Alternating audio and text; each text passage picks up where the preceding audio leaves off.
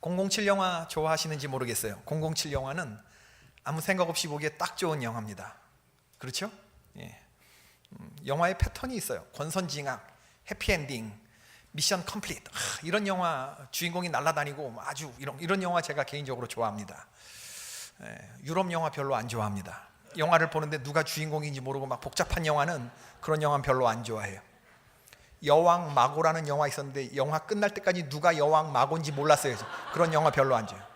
황비용 영화 같은 거 좋아합니다. 단순하지 않습니까, 여러분의 목사? 많은 분들이 007 영화 좋아하시는 것 같아요. 우리 불가리아 선교 007 영화 좋아하십니까? 예, 할렐루야. 2012년에 개봉된 영화 스카이폴이라는 영화가 있어요. 저도 미국에서 보았습니다. 전 세계적으로 007 시리즈 중에서 8억 5천만 달러 8억 5천만 달러의 대흥행을 이루었던 그런 영화입니다. 보통 007 영화 시작하면요, 007이 멋지게 임무를 수행하고 그리고 이제 본부하고 교신하는 그런 장면으로 끝나는데, 이 스카이폴은 그렇지 않아요. 달리는 열차 위에서 악당하고 뒤엉켜서 둘이서 싸웁니다. 그런데 동료가 쏜 총을 맞고 이 계곡을 지나가는 열차 밑으로 떨어져요, 007이. 그리고 강물 같은 데로 이렇게 풍덩 빠지는 것으로 끝나요. 보통의 패러다임하고는 달라요. 그 이어지는 스토리는 죽은 줄 알았던 007이 주인공이 살아납니다. 살아서 귀환을 해요. 왜냐하면 007 네버 다이, 주인공은 결코 죽지 않습니다, 여러분. 그렇죠? 예. 이전보다 훨씬 더 강력해지죠. 007 영화가 재밌는 건 뭐냐면요, 악당들은 기관총으로 중무장하고 막 갈게 되는데 주인공은 한 발도 안 맞아요. 막 구르기도 하고 그 총알 사이를 막 피하기도 하고. 그런데 주인공은 007은 그 적들이 쏘다가 버린 죽은 권총, 그 권총 갖고 쐈는데 탄창을 갈아 끼는 법도 없이. 우리 군대 갔다 와서 다 알거든요, 그죠? 이걸 수십 발을 쏘는데도 탄창 갈아 끼는 없이. 근데 쏘는 족족 맞아요. 그냥 막 이러고 그냥 막 이렇게 쏘는데도 악당들이 그 쏘는 총알에 가서 그냥 맞아서 던 죽어. 예, 주인공은 아무리 뭐 기관총 맞아도 안 죽어. 예, 안 죽습니다. 그리고 주인공이 붙잡히는 경우가 있잖아요. 그게 그 스토리의 그 긴장감을 위해서 그냥 쏘지. 이렇게 벽 뒤에 숨어 있는 여기 총을 딱 대면 싹 돌아보면 악당이 이렇게 딱 겨누고 있어요. 이걸 왜 안 쏘는지 모르겠어요. 그리고 그렇게 아주 희한하고 그 복잡한 방법으로 죽입니다. 뭐 테이프로 감든지 몸을 묶든지 의자 뒤에 묶든지. 그리고 꼭 시한폭탄을 설치. 왜 그런 방법을 쓰는지 모르겠어요. 그래갖고 기가 막힌 방법으로 그걸 또 탈출해. 본부하고 교신을 하면서. 이 스카이폴도 마찬가지예요. 주인공이 악당 기지로 잠입하는데 대적이 누구냐면요, 한때는 첩보기관에서 일했던 그런 사람이거든요. 근데 배신을 당하고 이렇게 팽당한 사람이에요. 그렇다면 대적도 첩보의 계통을 아는 사람인데 자기를 이렇게 체포하기 위해서 이렇게 적진에 잠입한 007을 붙잡았단 말이에요. 그러면 호주머니 검사부터 해야 되잖아요. 이 사람이 뭘 갖고 있나. 그건 1, 2, 3입니다. 1, 2, 3 기본. 그죠? 위치 추적기를 가지고 있는데 그걸 왜 호주머니 검사를 안 하고, 그래서 아지트를 들켜서 헬리콥터가 3대가 와가지고 그냥 결국에 다 잡히게 되는 이런 적군이 항복하고 주인공이 구출되고 임무가 완수됨으로 이게 끝나게 된단 말이에요.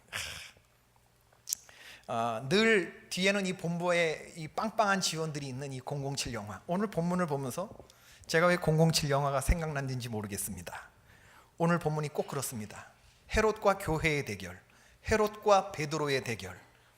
적은 헤롯이고 주인공은 베드로죠. 이 싸움은요, 이미 결판이 난 싸움처럼 보여요. 이건 중과 부적의 적입니다. 그런데 연약해 보이는 베드로는 네버다이, 절대 죽지 않습니다. 오히려 죽는 쪽은 헤롯 왕이죠. 오늘 본문의 얘기가 어떻게 전개됩니까? 우리가 살펴본 사도행전 12장은 사도 야고보가 순교하는 이야기로 시작합니다. 예수님의 12 제자 중에 거기에 속한 첫 번째 순교자 세베대의 아들 야고보죠.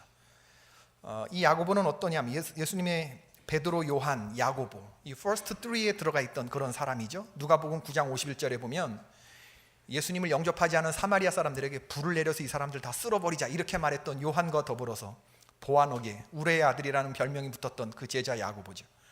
참고로 성경에 보면 야고보는 이름이 4명 등장하는데, 첫 번째 야고보는 알페오의 아들 야고보, 이건 작은 야고보라고 불리는 사람입니다. 알페오의 아들 야고보. 두 번째는 예수님의 형제 야고보가 있어요. 예수님 동생 야고보. 훗날 예루살렘 교회의 실질적인 담임 목사가 되는 아주 파워풀한 사람 야고보가 있어요. 세 번째가 오늘 순교한 야고보, 세베대의 아들 야고보, 예수님의 제자 야고보. 네 번째 야고보는 가룟 유다 말고 다른 제자 유다의 아버지 야고보. 성경에 한 번 등장하는 이름이 있습니다. 누가복음 6장 16절에. 그러니까 이게 어떤 야고보인지 잘 살펴보셔야 됩니다. 그 사람이 아닙니다, 여러분. 우리 교회도 이름이 같은 분들이 많이 있어요. 김명희 A, 김명희 B, 정명진 A, 정명진 B, 정명진 권사님과 정명진, 우리 홍 집사님 아들, 잘생긴 아들. 아빠 왜 돈 없어? 그랬더니 있잖아요. 우리 지난주에 봤던 걔가 정명진 군입니다. 예. 이주원 권사님과 부목사님 아들 이주원 A, 이주원 B, 김미경 A, 김미경 B. 우리 교회에 같은 이름들이 많아가지고요, 이름 외우는데 제가 한참 힘들었습니다. 이름이 같으면 그래도 차라리 난데 이름이 비슷비슷하면요, 이거 정말 헷갈리더라고. 윤금자, 윤영자, 윤인자 비슷한. 여러분, 우리 교회에 금자라는 이름 많은 거 아세요? 강금자, 신금자, 김금자, 이금자, 박금자, 윤금자. 머릿속으로 탁탁 지나가셔야 됩니다. 백미순, 백미연, 백미영. 이경남, 이경숙, 이경순, 이경자, 이경희. 작년에 신방하면서 성도들 이름 외우느라고 이 정자 들어가는 이름도 많습니다, 여러분. 이정분, 이정선, 이정숙, 이정순, 이정자, 이정재, 이정희. 머릿속에 지나가세요?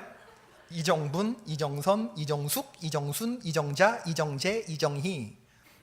여러분들은 이분들하고 오래 신앙생활 했으니까 어떤 분인지 다 아실 줄로 믿습니다. 근데요, 주일날 제가 만나는 사람들이 제한적이니까 잊어버리는 경우가 많이 있어요. 그래서 새벽 예배 때마다 성도들 이 교회 요람 가지고, 제가 보는 요람, 그리고 또 파일 가져다가 열심히 외우는 수밖에 없습니다.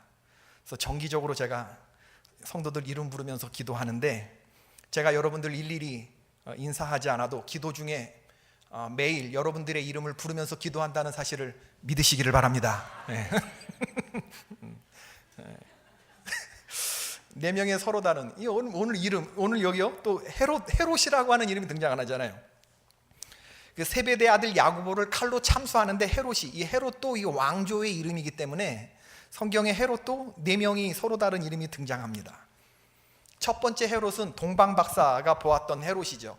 대헤롯이라고 부르는 사람이고 헤롯 1세라고 불리기도 하고, 유대인의 환심을 사기 위해서 예루살렘 성전을 호화롭게 46년에 걸쳐서 지었던 건축한 왕이죠. 이 대헤롯의 유아 학살을 피하기 위해서 예수님의 어머니 마리아와 아버지 요셉이 애굽으로 도망가야 했습니다. 이 대헤롯. 두 번째 헤롯은 세례 요한과 관계 있는 헤롯 안티파스라고 하는 그런 헤롯 이름이죠. 세례 요한의 목을 참수했던 그런 헤롯. 분봉왕이라고 불렸던 분봉왕 헤롯인데, 분봉왕이라고 하는 말은 4분의 1 군주다 그런 뜻입니다. 4분의 1. 예수님이 여우라고 표현했던 바로 그 헤롯 안티파스. 세 번째 헤롯이 헤롯 아그리파 1세, 오늘 본문에 나오는 베드로 야고보 사도와 관계 있는 바로 그런 인물이죠. 네 번째 헤롯은 헤롯 아그리파 1세의 아들 헤롯 아그리파 2세입니다. 사도 바울과 관계가 있죠. 로마 총독 벨릭스의 처남이기도 한 헤롯. 그러니까 여러분, 성경을 읽으실 때 야고보 이름도 그렇지만 헤롯 이름도 자꾸 나오면요, 자꾸 잊어버리기 쉬우니까 그 헤롯이 아닙니다. 자꾸 들여다보면서 외우는 수밖에 없어요. 그래야 성경이 분명하게 읽혀집니다. 헤롯 아그리파 1세가 세베대 아들 야고보를 참수하고, 이걸 유대인들이 기뻐하니까 이걸 보고 베드로 사도까지 처단하기 위해서 베드로를 긴급 체포해서 감옥에 가두었습니다. 이게 이 사내들인 유대인들의 사내들인의 이 환심을 얻기 위한 정치적인 어떤 술수였죠. 광분한 독재자의 전형을 보여줍니다. 베드로를 투옥시킨 후에 군사 16명을 선발해서 군인을 4씩 4패로 나누고 사교대로 6시간씩 감시하게 했어요. 군사 2명은 쇠사슬로 결박된 베드로 옆에 앉혀놓고 서로 팔 하나씩 수갑을 나눠 차고 지키는 사람과 베드로, 그렇게 지키게 했고, 문 밖에서 2명이 또 지키게 하는, 이렇게 6시간씩 4교대로 돌리면서 그렇게 지키게 했습니다. 6월절 명절에 예루살렘에 큰 군중이 모였을 때 다시 한번 처단하기로 하고 큰 인기를 얻고자 했던 거죠. 그런데 하나님의 사자가 투옥되었던 베드로를 구출합니다. 베드로 구출 사건은 간밤에 감쪽같이 진행되었는데 아침이 될 때까지 군사들이 몰랐어요. 천사들은 군사들의 이 눈을 가리게 했거나 깊은 잠에 빠지게 해서 날이 샐 동안에 이 베드로가 없어졌다고 하는 사실을 눈치채지 못하게 했던 것입니다. 헤롯이 베드로를 끌어내 죽이려고 작정해둔 날이 이르렀는데 베드로가 탈출했다니 그야말로 18절 말씀대로 적지 않은 소동이 일어났을 것 같아요. 유스타니아스 법이라는 게 있습니다. 이 법은 간단한데 죄수를 놓치면 간수가 그 죄수의 목숨을 대신하는 거예요. 날이 새자 베드로를 처형해야 되는데 도망간 거를 알고 탈옥한 거를 알고 헤롯이 화가 단단히 나서 그를 지키던 16명의 군사들을 전부 다 죽이라고 명령했다. 그리고 아마 베드로는 현상 수배범이 되었겠죠. 군사들은 그를 찾으려고 혈안이 되었을 것 같습니다. 아마 예루살렘 도성이 발칵 뒤집혔을 거예요. 그리고 초대교회 성도들을 향한 핍박은 한층 더 거세졌을 것이라고 짐작이 됩니다. 그리고 성경은 이후에 헤롯이 유대를 떠나 가이사랴로 내려갔다고 했습니다. 이 가이사랴가 어떤 곳이냐? 오늘날로 말하면 이 난지도 같은 그런 곳인데 이게 케사르 로마 황제에게 바치는 도시로 재건축이 재개발이 되어서 로마 황제에게 이렇게 아첨을 하기 위해서 헤롯이 어떤 그 계획 도시죠. 팔레스타인 지역의 로마 행정의 중심지고 주둔군 사령부가 있었던 곳이고 고넬료가 가이사랴에 머물지 않았습니까? 로마 총독의 관저가 있었던 곳입니다. 그러니까 헤롯 아그리파 1세는 베드로의 처형이 실패가 끝나고 머리가 복잡해지니까 교회에 대한 박해가 실패로 끝났음을 알고 머리를 식히기 위해서 가이사랴로 내려갔던 것 같아요.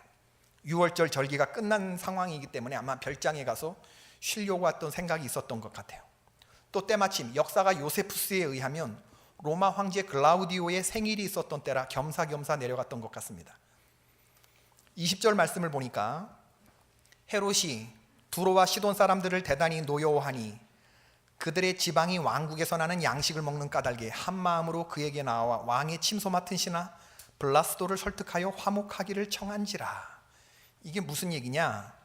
두로와 시돈은 항구 도시고 이스라엘에 속한 도시는 아니에요. 레바논, 오늘날 레바논에 해당하는 그런 도시입니다. 항구 도시이고 열왕기상 5장에 보면 솔로몬이 성전과 왕궁을 지을 때 두로와 시돈을 통해서 이 지역의 특산물인 백향목을 들여왔습니다. 그 대가로 이 유대 이 헤롯은 솔로몬은 곡식을 내주었죠. 옥수수를 비롯한 곡식을. 그러니까 헤롯은 이 두로와 시돈과 교역을 하면서 두로와 시돈이 헤롯의 나라에 이 팔레스틴 여기에 소속한 나라는 아니지만은 경제적으로 이 먹는 먹거리를 의존해 있었기 때문에 식량을 무기 삼아서 두로와 시돈의 이 경제 목조르기를 했던 거예요.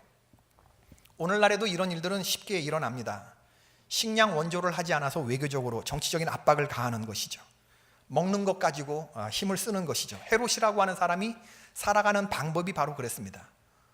두로와 시돈 사람들에게 이 먹거리를 가지고 이걸 딱 옮겨지니까 두로와 시돈 사람들이 헤롯 왕의 침소 맡은 신하 블라스도를 설득해서 화목하기를 청하였다고 했어요. 오늘날로 말하면 로비를 하는 거죠. 로비를. 헤롯 왕에게 직접 나가지 못하니까 그의 비서실장 블라스도를 통해서 헤롯 왕의 신하 이름이 로마식 이름인 블라스도거든요. 헤롯 왕의 의전실장, 비서실장 되는 사람, 그런 사람에게 뇌물을 써서 자기들의 형편을 잘 살펴서 다시 헤롯 왕이 우리에게 먹을 것, 식량 원조를 할 수 있게끔 해달라, 이런 로비를 했다고 하는 거예요. 헤롯은 아마 이 상황을 은근히 즐기고 있었을 겁니다. 세상 돌아가는 이치가 그렇거든요. 내가 문제를 삼으면 문제가 되고 안 되는 것도 되게 하고 되는 것도 안 되게 하는 힘이 내게 있다. 아마 헤롯은 이런 상황을 은근히 즐기고 있었을 거예요. 나는 그런 권력을 가지고 있는 사람이다.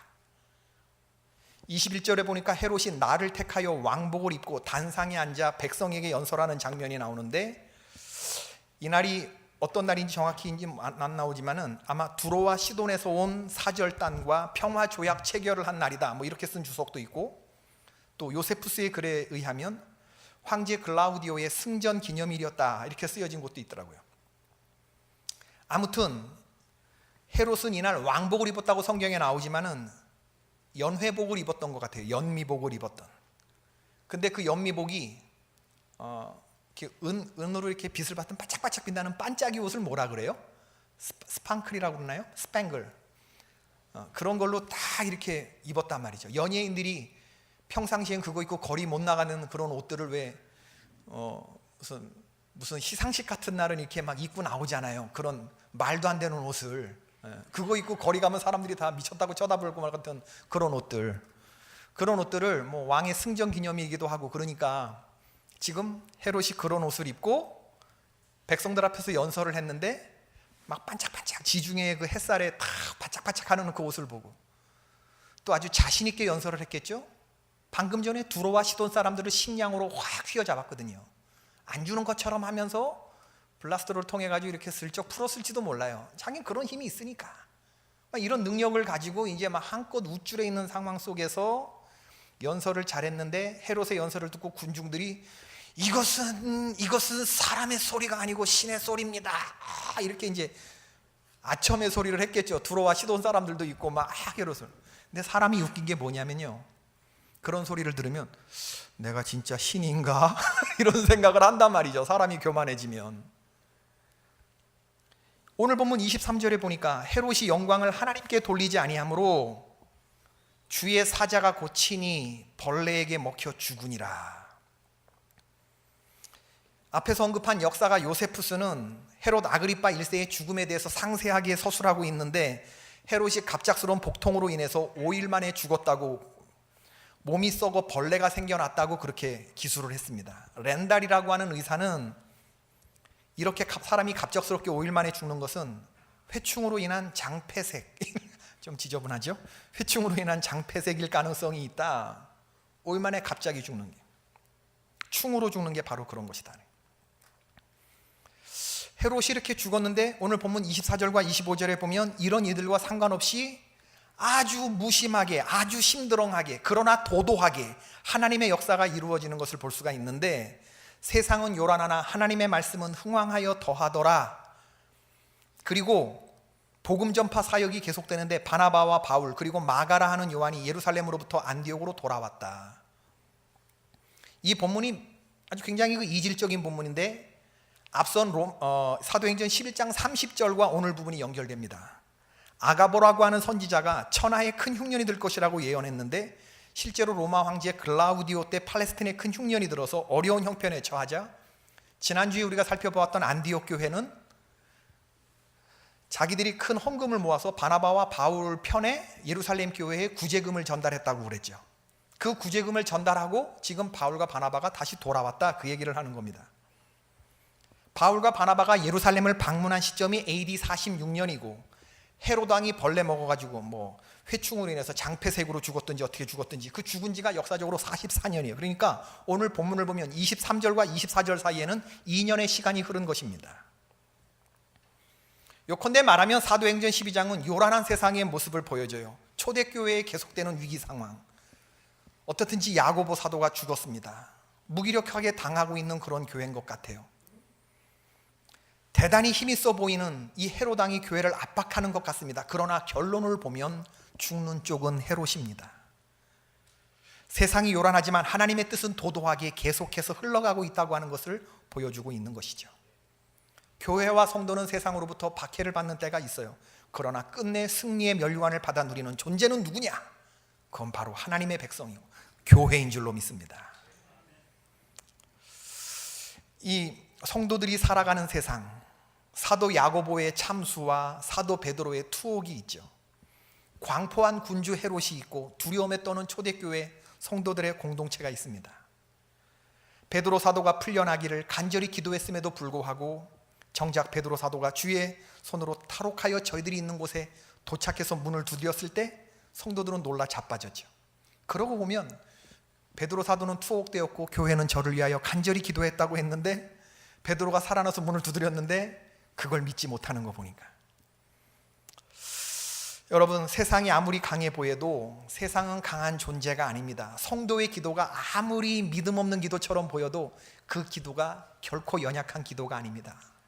기도를 했으면 베드로 사도가 고난을 잘 견디고 잘 죽게 하십시오, 성도들이 그렇게 기도했겠습니까? 예를 들어서 담임 목사가 감옥에 박해받아가고 갇혀져 있는데 여러분들이 구출해달라는 기도를 금요 기도회 했다 치자. 우리 목사님이 잘 죽게 해주시고 믿음으로 이렇게 기도하겠습니까? 장로님들, 권사님들? 그렇지 않잖아요. 주님 살려주십시오, 석방되게 해주십시오, 이렇게 기도하지 않겠습니까? 그렇게 기도를 했는데 정작 딱 나타났는데, 주의 도우심으로 나타났는데 로데가 베드로 사도가 왔다고. 네가 미쳤구나, 네가 베드로의 천사를 본 것이다. 그리고 문을 열려주니, 그러니까 롯데가 아닙니다. 로데가 힘써서 아니라고 베드로 사도가 지금 문 밖에 왔다고. 그래 정말 보니 베드로 사도가 와 있거든요. 이렇게 믿음 없는 사람의 기도를 할지라도 모여서 베드로 사도를 위해서 간절히 기도한 걸 하나님은 기도로 인정해 주셨다는 겁니다. 여러분, 오늘도 동일한 역사가 일어날 줄로 믿습니다. 지극히 작은 자의 지극히 위대한 등장. 이제 오늘 이후로 앞으로 1차, 2차, 3차 전도 여행을 이끌고 갈 주역들의 움직임, 마가라 하는 요한과 바울과 바나바가 이제 조용히 등장하면서 사도행전의 후반부를 책임지는, 전반부는 베드로가 주연이었다고 한다면 이제 후반부에는 바울과 바나바가 주연이 되는, 바울이 주연이 되는 그러한 이야기에 아주 조용히 등장하지만, 지극히 작은 자가 왔다 갔다 하는, 세상은 막 헤롯이 막 대단한 것 같고 막 이렇지만은 그러나 죽고, 지극히 작은 사람들이 조용히 등장하지만 이건 지극히 위대한 등장이라는 거죠. 가장 보잘것없는 사람이 가장 일상적인 일을 하는 것 같지만 주님을, 예수 그리스도를 주인으로 섬기는 그 지극히 작은 사도, 별 볼 일 없는 사람, 그 두 사람이 왔다 갔다 움직이는 것을 지금 성경은 조명하고 있는 거예요. 앞으로 이 사람들이 세상을 뒤집습니다. 가장 세계적이고 가장 우주적인 역사를 펼쳐가는 하나님의 사람들의 등장이죠. 여러분, 삶 속에 죽음이 있고 죽음 속에 삶이 있습니다. 삶 다음에 죽음이 끝나는 인생은 헤롯 같은 인생이죠. 아무리 용을 쓰고 살아도 결국에 죽음이 끝인 인생은 의미 없는 삶입니다. 그러나 죽은 다음에 삶이 있다고 믿는 사람들, 할렐루야, 저와 여러분들, 죽음이 끝이 아니고 그 죽음 다음에 삶이 있어, 영생이 있는다고 믿는 사람들은 영원한 삶을 향해 가는 인생, 예수 그리스도 십자가에서 죽음으로 처리된 우리의 인생, 이제 내 안에 예수 그리스도로 살고 그분이 우리의 죽을 몸을 영광스러운 몸으로 부활시키고 하나님 나라에서 영원히 살게 하시리라. 죽음 속에서 생명을 보는 저와 여러분이 끝내 승리자가 된다고 하는 사실 믿으시기를 바랍니다. 저는 오늘 말씀을 묵상하면서 오늘 사도행전 12장에서 몇 가지 단어가 오랫동안 묵상이 되는데, 우선 이 12장 7절에 나오는 호련이라고 하는 단어예요. 호련이. 이 호련이라고 하는 단어는 인간의 언어로 설명될 수 없는 아주 초일상적인 하나님의 역사입니다. 하나님이 이 세상을 뚫고 들어오시는 단어가 바로 호련이에요. 이 호련이라고 하는 건 어떤 상황이든지 상관없어요. 아무리 사람들이 어떤 상황을 만들고 도저히 기적이 일어날 수 없는 상황을 만들었다 하더라도 주님께서 이 호련이라고 하시는 역사를 일으키시기로 마음 먹으면 이런 역사는 우리들 가운데서 일어나는 것입니다. 여러분, 호련이. 어떻게 해도 해결책이 없는 상황에서 주의 천사가 호련히 등장해요. 베드로의 옆구리를 깨워 이르며 일어나라. 손에서 쇠사슬이 벗어졌습니다. 발에 착고가 풀어졌어요. 겉옷을 입고 나를 따라와라. 베드로가 따라가는데 이게 꿈인지 생시인지, 지금 환상을 보는 것인지 베드로가 그때까지 깨닫지 못해요. 첫째 파수와 둘째 파수를 지나 감옥 쇠문 앞에 섰는데 문이 저절로 뻥 열리는 거예요. 호련히. 그리고 한 거리를 지나 감옥에서부터 완전히 풀려난 곳까지 안전하게 데려다 놓은 후에 주의 천사가 호련히 사라져요. 이것을 어떻게 설명할 수 있어요? 인간의 눈으로는, 인간의 생각으로는 이건 설명할 수 없어요. 이건 그야말로 호련히, 인간의 모든 노력들이 다 차단된 상황 속에서 하나님이 당신의 백성들을 지키시는 삶의 방식, 역사하시는 방식, 이게 호련입니다. 호련히. 저는 이 호련한 역사가 저와 여러분들 가운데 일어나길 주의 이름으로 축원합니다. 아무래도 방법이 없지만 호련한 역사가 있다는 거 여러분 믿으셔야 돼요. 몇 주 전에 우리 교회 오셔서 첫 번째 전도 세미나 간증해 주신 대전 지구촌 소망교회 이준희 목사님 말씀 들어보세요. 들어보셨죠? 수요일에 오셨는데 목사님이 25가구 사는 다가구 주택 25억짜리 건물 안에서 새들어 살고 있었는데 자기 전세금이 7천만 원이었대잖아요. 근데 주인이 3억 7천 빚을 갚지 못해서 건물이 경매에 넘겨지게 되었대잖아요. 그렇게 되면 자기는 전세값을 받지 못하니까 이 후순위가 돼가지고 자기처럼 전세값을 회수하지 못하게 생긴 사람들이 다 몰려가갖고 주인한테 쌍욕을 하고 전셋값 내놓으라 그래도 주인이 만세를 부른 상황. 그렇죠? 아, 이걸 못 들으시거든요. 전셋값 떼기 센 사람이 그랬는데 막 주인한테 몰려갖고 막 욕을 하는데 이 목사님은 욕하지 말아라 그랬대잖아요. 그랬더니 그 사람들이 그러면 목사님이 대책위원회 해라, 우리 전세금 받아내라. 그래서 만세를 부르게 되는 그런 그 집주인한테 자기가 대책위원장이 돼가지고, 그랬더니 자기네 집 앞에 온누리 슈퍼 가게 주인이 목사가 사는 집이 경매에 넘어가는 상황인데 그런 하나님을 어떻게 믿느냐고 막 조롱했다잖아요. 온누리 슈퍼 사장이. 어떻게 목사가 자기 신으로 섬기는 하나님이 어떻게 당신의 삶을 그렇게 경매로 넘어가 7천만 원도 못 받게 하는 그런 하나님이냐고 막 아이스크림 사러 갈 때마다 조롱하고 그랬대잖아요. 1차 유찰되고 2차 유찰되는 상황에서 3억 2천 빚이 어느 날 하루아침에 조용히 해결이 호련히 돼요. 호련히. 어떻게 무슨 일이 일어났느냐, 군산 문여도라는 곳이 있다는데 문여도에 사는 집주인 집사 누나가 문여도에 땅이 조금 있었는데 이 땅을 120억에 보상받았대잖아요. 섬에 사는 사람들은 도시에 아파트 사는 것에 대한 로망이 있어서 이 누나가, 군산에 사는 누나가, 문여도에 사는, 섬에 사는 누나가 아파트 하나 사려고 이렇게 올라왔는데 동생이 누나 만나가지고 누나, 우리 집 사, 우리 빌라 사, 내가 싸게 해줄게, 싹 고쳐줄게. 우리 빌라 202호에 사시는 목사님 계시는데 내 꿈에 나타나서 그분은 다른 사람들이 다 나한테 쌍욕을 하는데 이분은 나에게 축복을 해주셨어. 누나, 이 집 사면은 목사님이 축복해 주실 거야. 그랬더니 누나가 그 집을 샀대잖아. 아파트 살려고 했던 누나가 3억 7천 하루아침에 캐시로 현찰로 갚아주고, 온누리 슈퍼 사장이 어떻게 됐겠습니까? 가족들 다 끌고 와가지고 다 등록시켰대잖아요, 여러분. 그런 얘기 우리가 들으면서 할렐루야. 온누리 슈퍼 사장도 그 해에 3배의 매출을 올리면서 자기네 교회에서 2번째로 잘 사는 사람이 되었대. 이건 끝나고 나서 저한테 한 얘기예요. 첫 번째는 그 자기 아들 죽은 그 사람이 최고 가는 아주 뭐 엄청나게 하나님이 물질 축복 주셔서 1등 되고, 이 온누리 슈퍼 사장이 그냥 이 부동산에 손댔는데 내가 저걸 들으면 저건 좀 그런데 뭐 물질 축복만이 축복인가 그렇지만 들으면서도 우리 교인들한테 그런 역사가 있으면 좋겠다. 사업하시는 분에게 영감이 있을지어다. 할렐루야. 난 그런 생각이 딱 들더라고. 내가 원래 그런 거 생각하는 사람 아니거든요, 여러분. 또 복이, 하나님 주시는 복이 물질적인 복만이 아니지만 하나님 우리 성도들에게도 내게도 주소서. 주님 몰아다 주시면 호련한 역사가 있지 않습니까? 막 이러면서 교회가 큰 일을 해야 되겠는데 도대체 사업하는 사람들에게 하나님께서 100배, 60배 막 30배 하나님 몰아주신 은혜를 주십시오. 그러면서 그분이, 목사님이 자기에게 일어난 호련한 역사, 성경구절 민수기 14장 28절을 인용하셨어요. 읽어보십시다. 시작. 그들에게 이르기를 여호와의 말씀에 내 삶을 두고 맹세하노라. 너희 말이 내 귀에 들린 대로 내가 너희에게 행하리니. 할렐루야. 우리가요 오늘 아무리 무기력하게 이렇게 모여 있는 것 같아도, 아무리 우리가 열심히 간절히 기도했지만 베드로가 풀려나리라고 아주 안 풀려나리라고 믿어 의심치 않으면서 기도했던 바로 그런 사람들이라 할지라도 하나님은 우리의 기도를 간절히 기도하는 음성으로 난 들려주신다고 믿습니다. 하나님께서 우리의 기도를 나팔 소리처럼 들어주시고, 그렇게 믿음 없는 사람들이 모여서 베드로 사도의 그 석방을 위해서 기도했을 때 하나님이 그 기도를 들어주신 거죠. 오늘도 그런 역사가 일어날 것이다. 또 한 단어는 뭐냐면 11절에 나오는 베드로가 정신이 들어 하는 단어예요. 그리고 12절에 깨닫고 하는 단어입니다.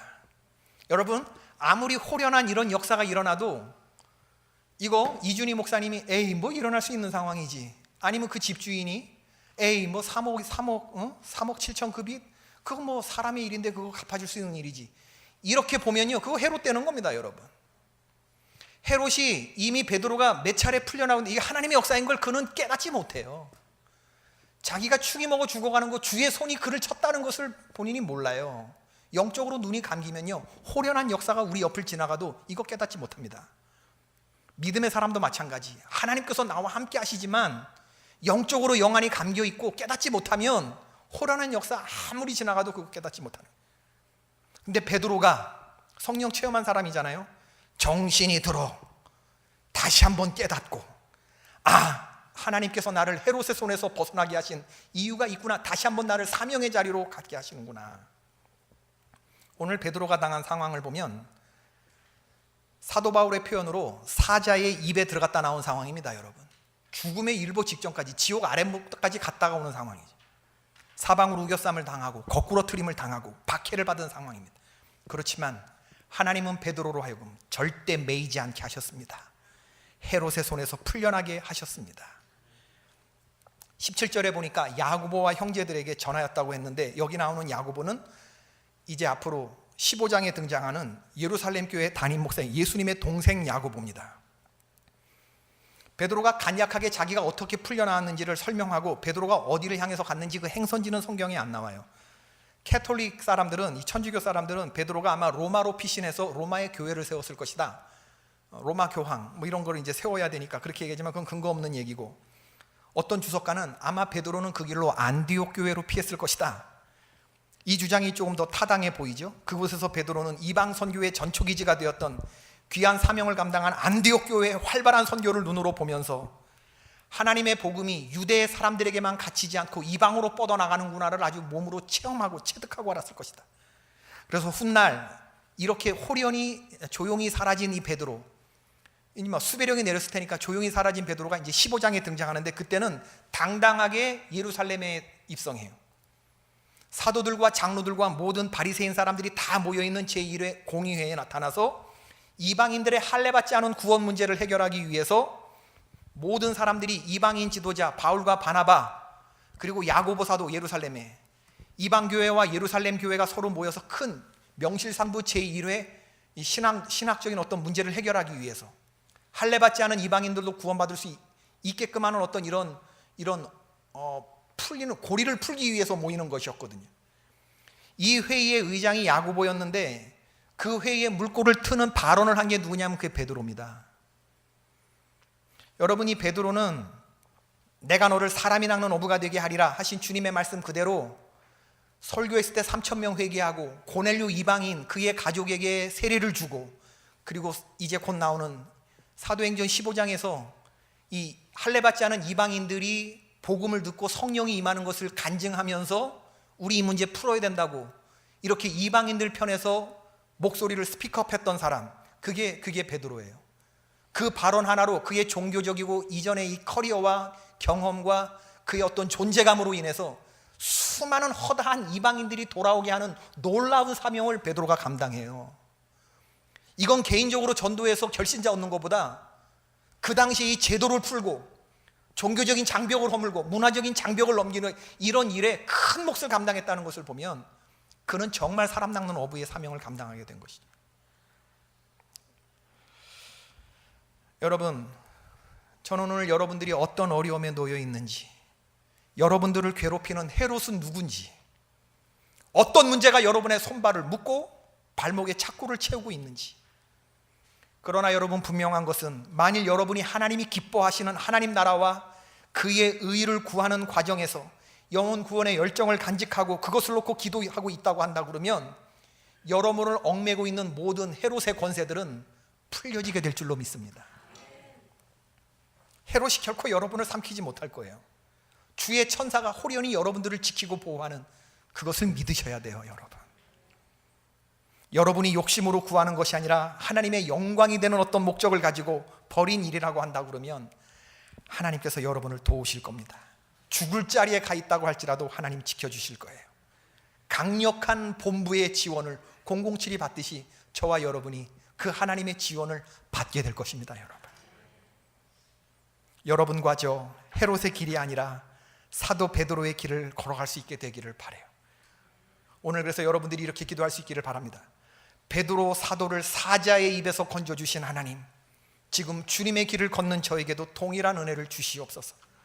내게도 호련한 주님의 역사가 경험되게 하여 주시옵소서. 영적으로 깨닫게 하시고 정신 차리게 하여 주시옵소서. 17절 하반절에 사도 베드로가 떠나 다른 곳으로 갔다 했고 19절 하반절에도 헤롯도 유대를 떠나 가이사랴로 내려가서 머물렀다. 표현이 비슷하게 등장하지만 두 사람이 똑같은 곳에서 떠나요. 그들이 각자의 행선지로 가요. 17절 하반절과 19절 하반절. 둘 다 떠나서 어디 가려고 하는 자기 길이 있었어요. 그러나 그 길의 끝을 보세요. 한 사람은 영광의 길을 갔고 한 사람은 죽음의 길을 갔다는 것을 보세요. 여러분, 천사가 도와줄 수 있는 신앙인의 길을 가시기를 바랍니다. 사방으로 죽을 일이 많다고 해도 그런 환경보다 더 크신 하나님, 주의 사자가 지켜주시는 그 길을 걸어갈 수 있어야 되겠습니다. 그런 걸 보고 사망의 세력이 나를 얽매일 수 없다는 것을 믿으시고 당당하게 앞으로 행진해 나아가신 이런 귀한 결단이 오늘 있어야 돼요. 여러분, 온 교회가 베드로의 탈옥을 위해서 간절히 빌었다 하듯이 그 기도를 하나님이 들으시니 오늘 우리들이 그것을 믿고 또한 하나님 앞에 기도하는 것입니다. 요한계시록 8장 3절에 보면 14만 4천과 구원받은 허다한 존재들이 아멘, 찬송, 영광, 존귀, 능력 무한히 주님께서 막 찬송 소리가 막 귀에 막 쟁쟁하게 울리는데 그런 하늘이 쥐죽은 듯이 조용해지는 시간이 있어요. 반시각 동안. 어떤 시간이죠? 천사들이 성도들의 기도를 금향로 대접에 담아서 이걸 하나님께 결제받기 위해서 하나님께로 날아가는 시간, 이 반시간 동안은 하늘이 조용해져요. 하늘이 조용하다는 것은 하나님이 성도의 기도에 그만큼 온 신경을 집중하고 계시다고 하는 표현입니다, 여러분. 그리고 하나님께서 성도의 기도를 들으시고 오늘 저와 여러분이 기도하는 그 음성을 들으시고 하나님이 거기다가 사인하시고 결제하시고 제단에 불을 붙여서 다시 이 땅에 쏟으실 때 어떤 일이 일어난다고 그랬어요? 우레와 음성과 번개와 지진이 우리들의 삶을 흔들면서 우리를 괴롭히는 모든 사람들을 치시면서 우리의 묶어있는 모든 쇠사슬과 결박과 착고를 푸는 역사가 일어나게 되는 것입니다, 여러분. 오늘 이걸 역전적 뇌성이라고 그래요. 그러니까 여러분, 이 하나님을 믿으시고 아무리 믿음 없어 보이는 우리의 기도를 할지라도 주의 뜻대로 구하는 그런 기도라고 한다 그러면 오늘 여러분들의 기도는 반드시 하늘을 뚫고 주님 보좌까지 상달되게 될 것입니다. 기도가 올라가고 다시 여러분의 기도가 응답되게 될 것이 소망을 가지고 기도하신 여러분 되시기를 바랍니다.